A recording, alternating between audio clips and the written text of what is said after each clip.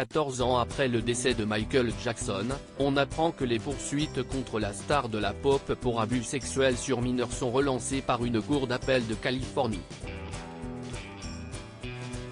Le 25 juin 2009, le monde de la musique était en deuil après avoir appris la disparition soudaine de Michael Jackson. Le célèbre chanteur, qui préparait sa tournée This Is It, s'était éteint à l'âge de 50 ans des suites d'une overdose de médicaments. 10 ans après son décès, deux hommes, Wade Robson et James Safechuck, avaient évoqué en détail les abus sexuels qu'il aurait subis de la part de Michael Jackson dans le documentaire Living Neverland, diffusé sur M6 en France.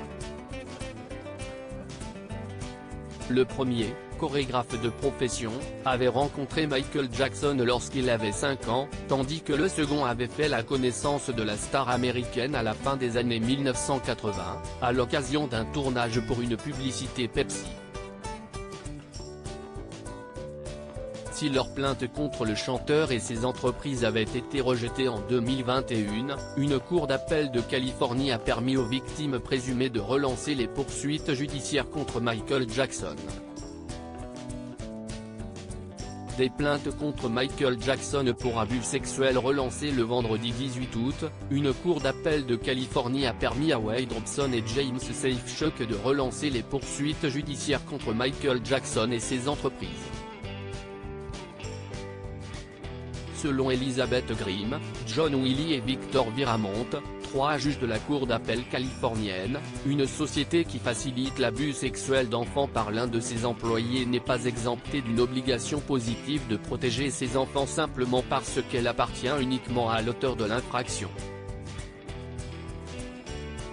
Selon les victimes présumées, les sociétés MJJ Productions et MJJ Ventures avaient la responsabilité de les protéger face à ces abus.